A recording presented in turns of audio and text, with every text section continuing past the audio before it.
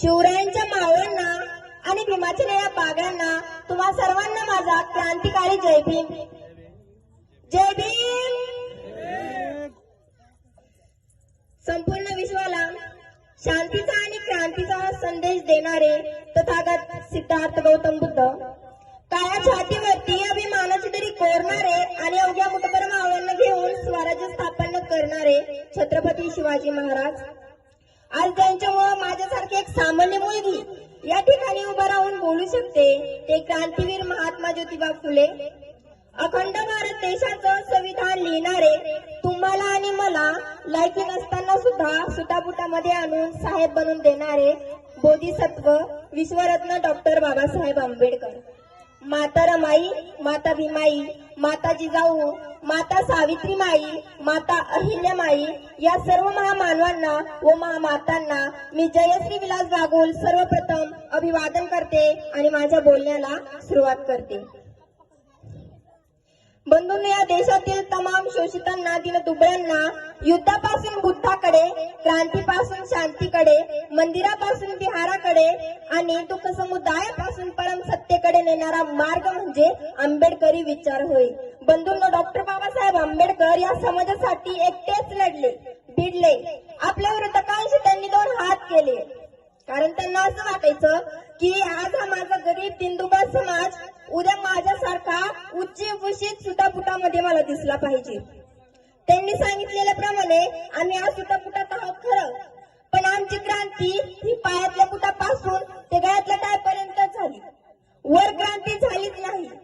गेल्या 60-70 वर्षापासून आमचा हा वरचा मजला हा रिकामाच आहे. तिथं क्रांतीची किरणे पोहोचू शकलीच नाही, झळकलीच नाही. आता आपण डॉक्टर बाबासाहेब आंबेडकरांचं किती आणि काय ऐकतो ते बघा. डॉक्टर बाबासाहेब आंबेडकर म्हणजे 14 एप्रिल असते ना, तेव्हा गावात मोठमोठे बॅनर लावलेले असतात.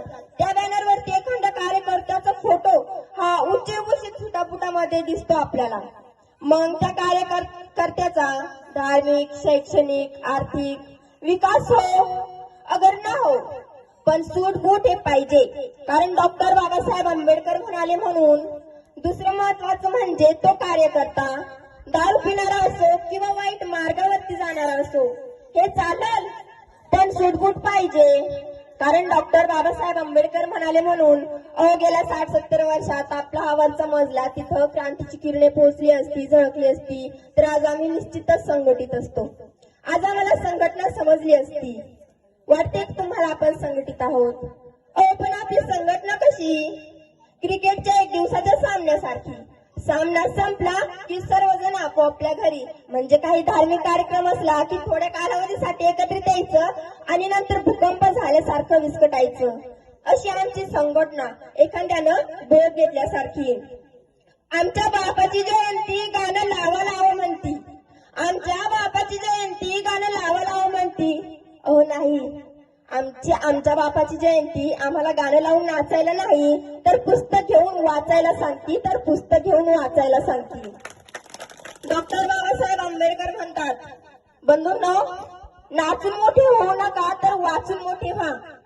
नाचून मोठे होऊ नका तर वाचून मोठे व्हा.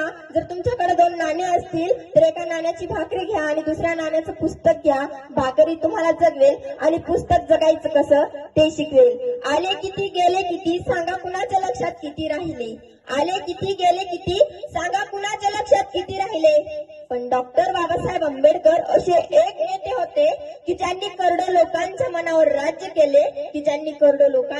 राज्य केले, खरंच डॉक्टर बाबासाहेब आंबेडकर हे सर्वव्यापी होते.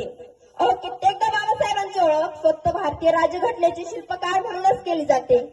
परंतु जर आपण त्यांचा सखोल अभ्यास केला तर आपल्या लक्षात येईल की डॉक्टर बाबासाहेब आंबेडकर हे फक्त भारतीय राज्यघटनेचे शिल्पकारच नव्हते, तर ते ऐका कोण?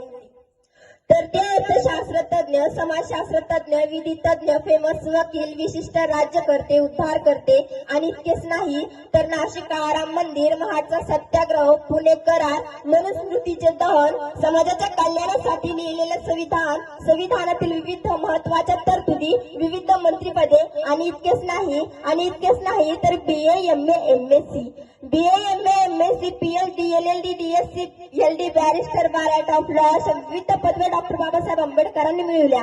डॉक्टर बाबासाहेब आंबेडकरांनी त्यांना 9 भाषांचं ज्ञान होतं. डॉक्टर बाबासाहेब आंबेडकरांनी बौद्ध धर्माचा सखोल असा अभ्यास केला आणि 1956ला नागपूरला लाखो लोकांना बौद्ध धर्माची दीक्षा दिली.